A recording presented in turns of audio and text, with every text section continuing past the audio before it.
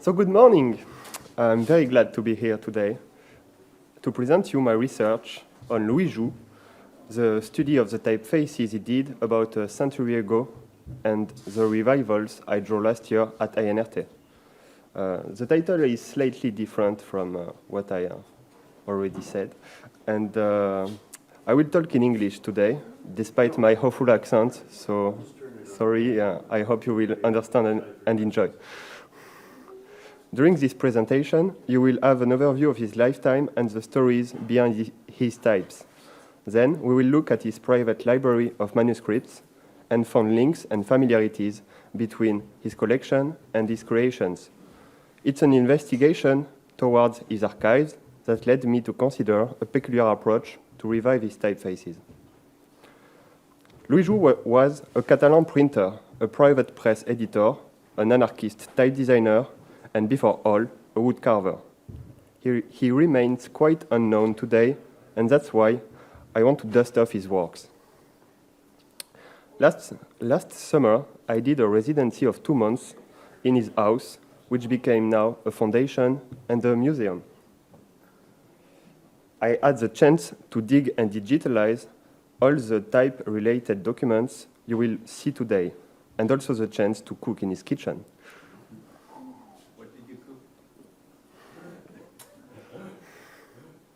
Provincial food. Above all, this research allowed me to get closer to Louis Joux's spirit.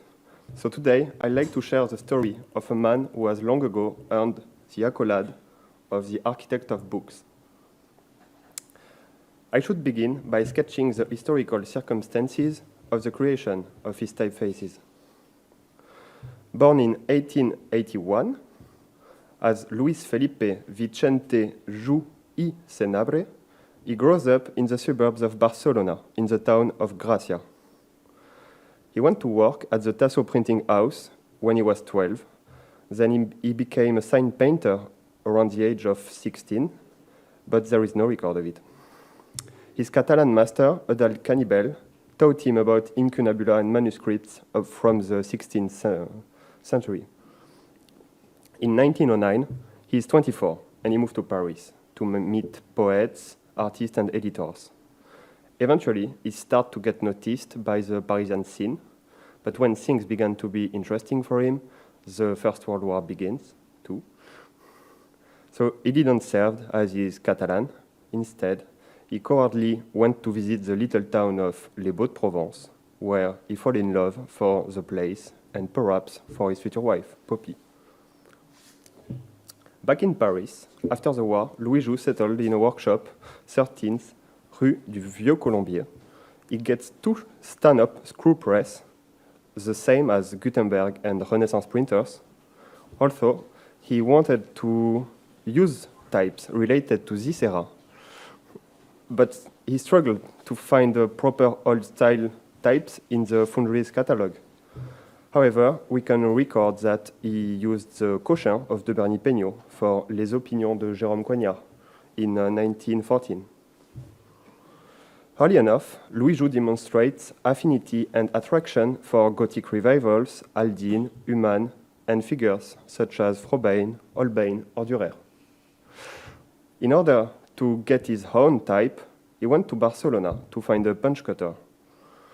I encountered some letters in his archives, which details his journey there.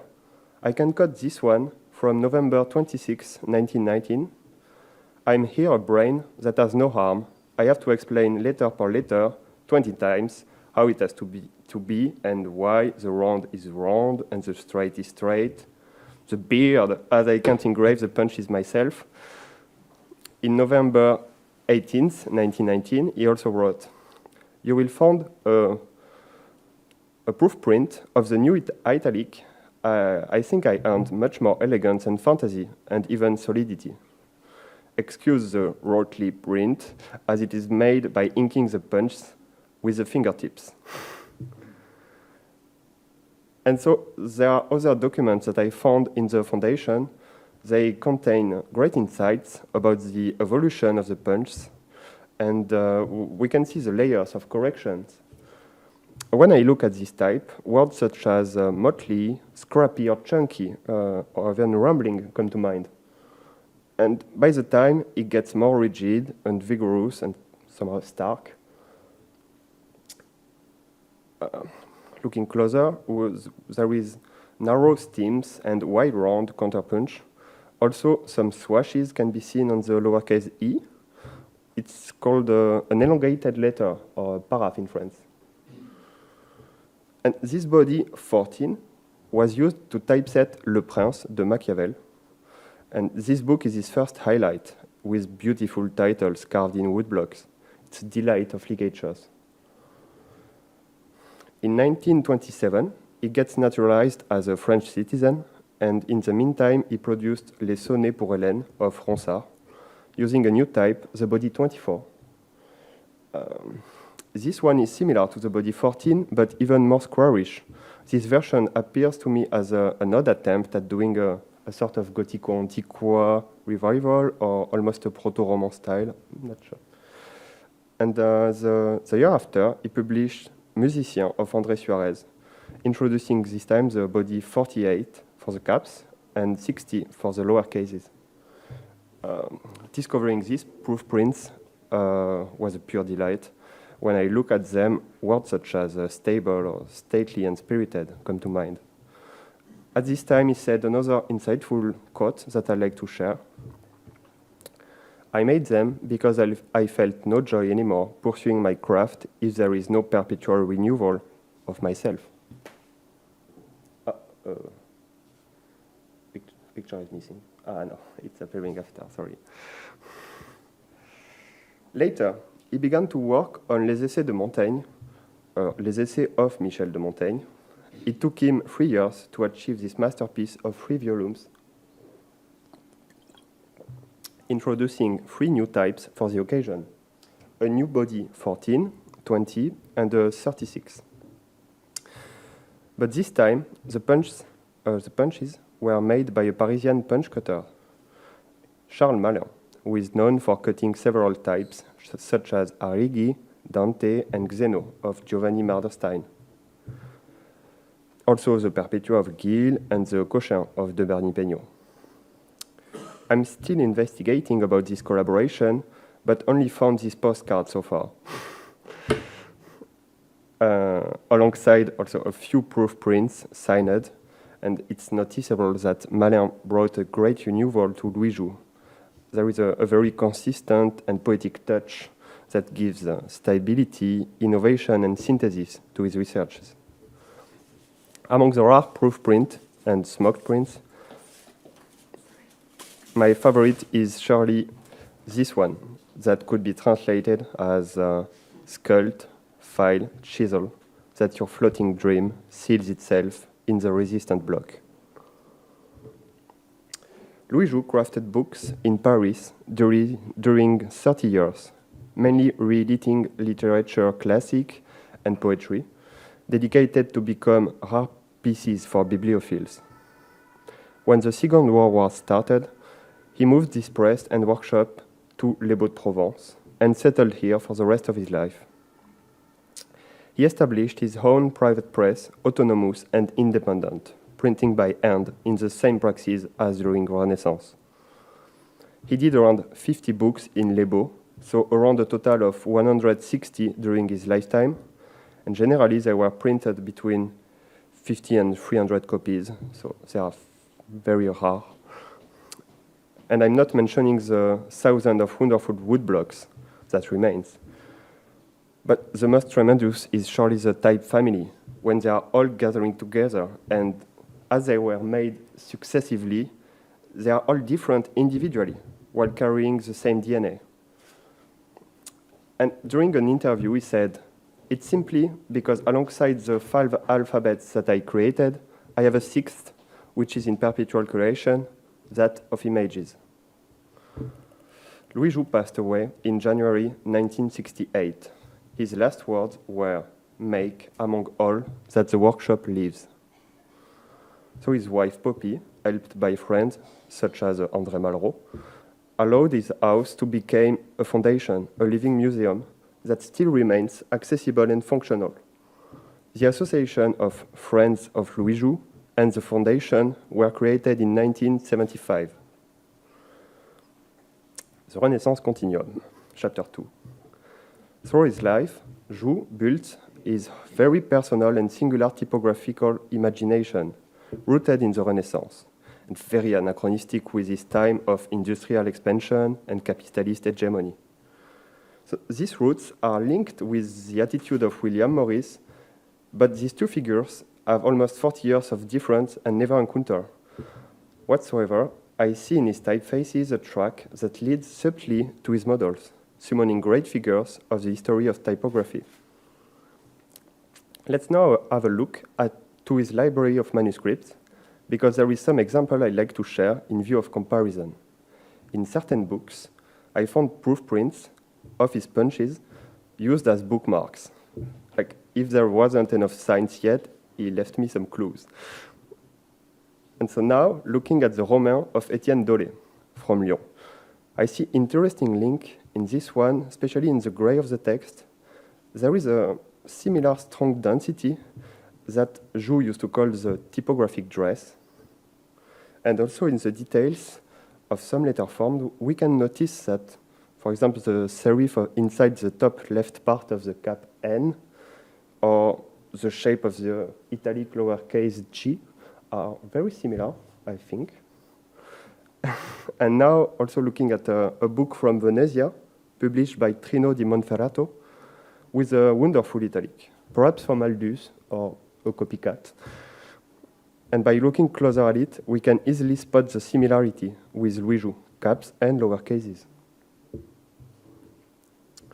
Another great example of comparison appears with Guillaume Rouille and the body 12 of Louis Joux and Malin. It's not that they give an imitation, neither a copy, but for sure that was a strong influence.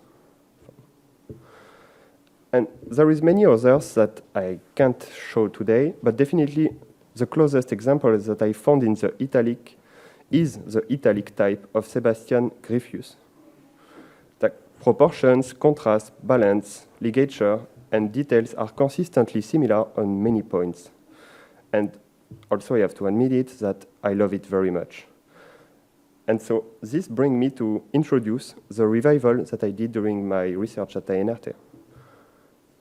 Louis Joux is anchored in a moment of the evolution of typographic writing. It is an episode of the Latin script among many others.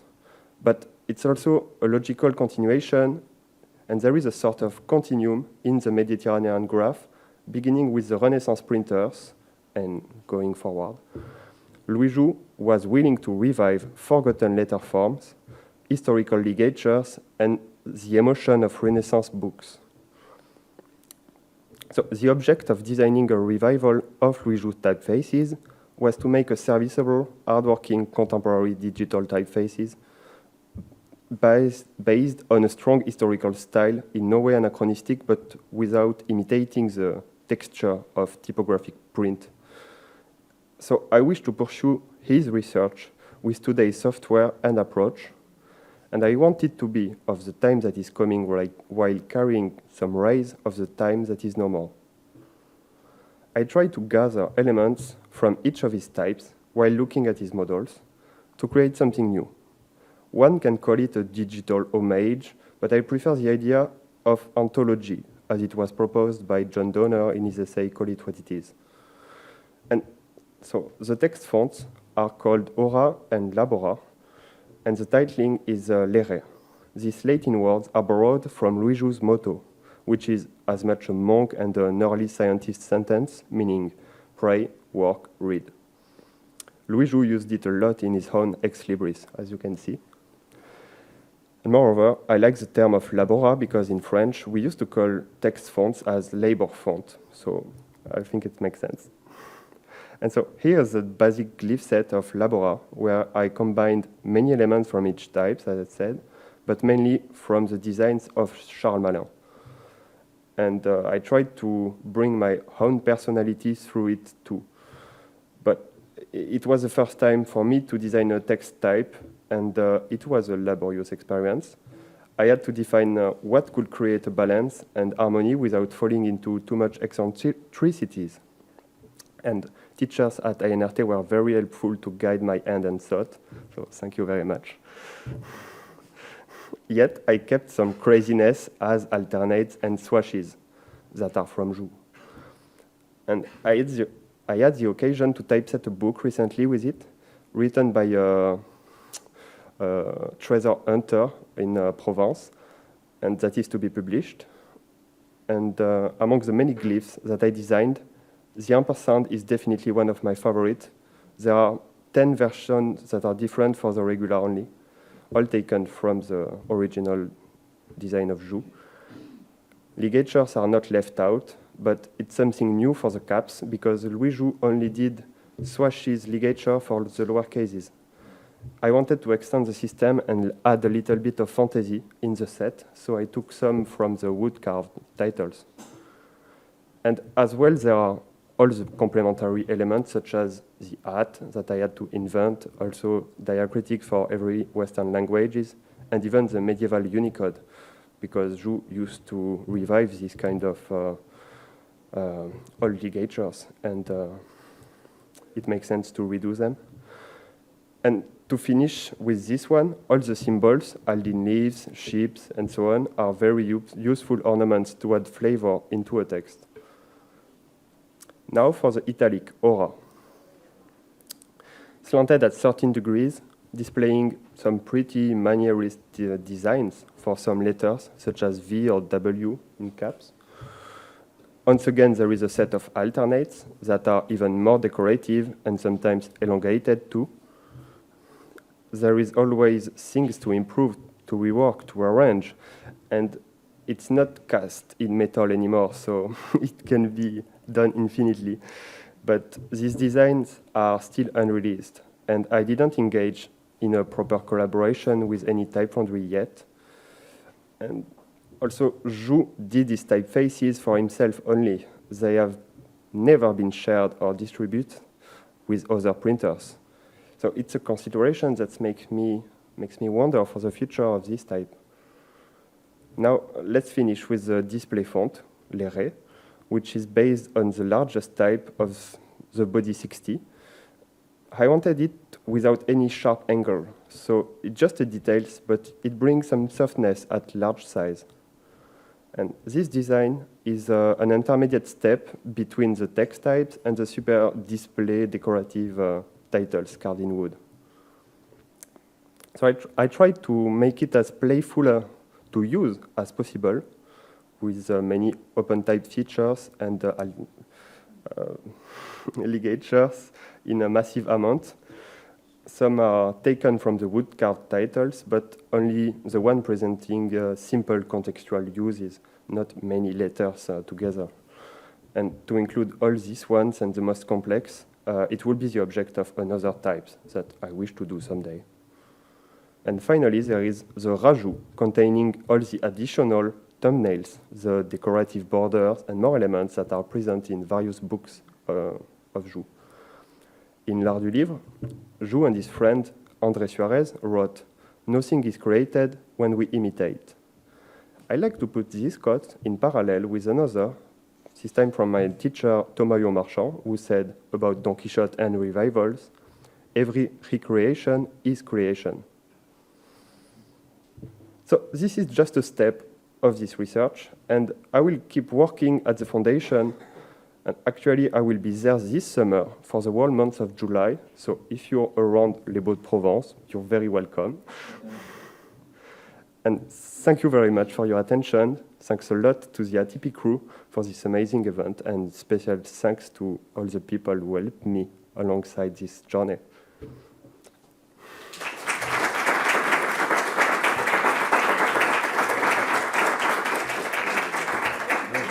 Thank you.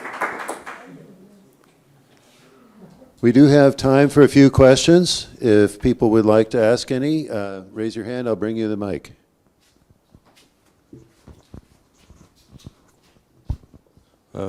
Thank you. In the rajout, there was yes. Oh no, yes. What is yummy under the from the bottom line? Yes. It's like a face with a mouth and I can insert words in it, so I did Oh, it okay. for the presentation, but it's not as like that in the font. And to extend my question, we see that Louis Jou is using many ornaments thing. Are you trying to make, like we see in some typeface, like more vignette, more aesthetic things to make complex ornaments like you do? Like really long, short? There is rarely full borders around the whole text block, so I prefer to okay. took some On the cover of the book. yeah. Okay. So what's exactly the question? If I do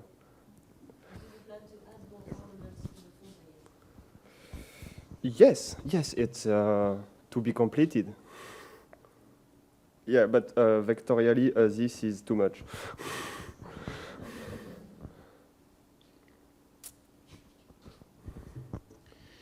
You've cited many influences of Louis Jou that are a few centuries old.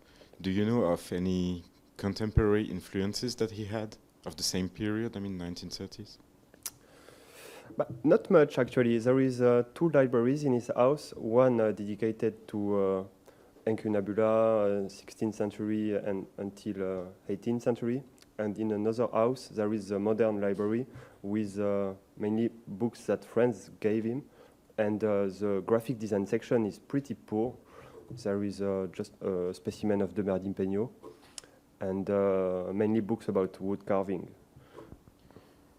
Because you could possibly connect it with private press movements from the late 19th century, or not especially in France, but abroad and in Anglo-Saxon countries especially. And yet he doesn't seem to make a lot of verbal connections about that. Why, if you look at this page, it's easy to connect them with pre-existing things. There is no much proof that he was connected with other countries.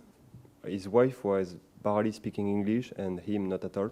So from all the letters that I saw, it's mainly with his mécènes that are Parisian doctors or rich collectors, and they doesn't influence the design that much.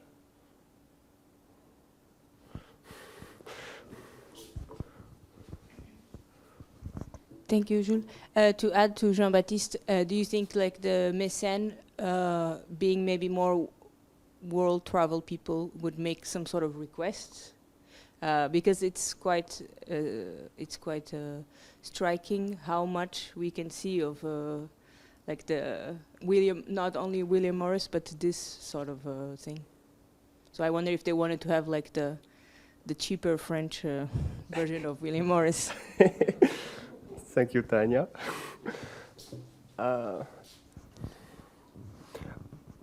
Louis Jou traveled. He went to Italy, to many countryside in France, and there is something very Spanish in his creation that differs a lot from William Morris, but both collected kind of the same books as influence. So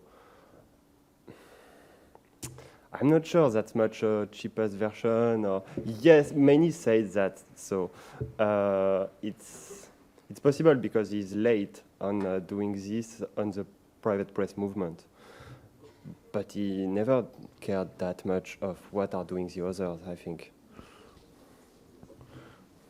Okay, we need to wrap up. So thank you very much. Thanks to you.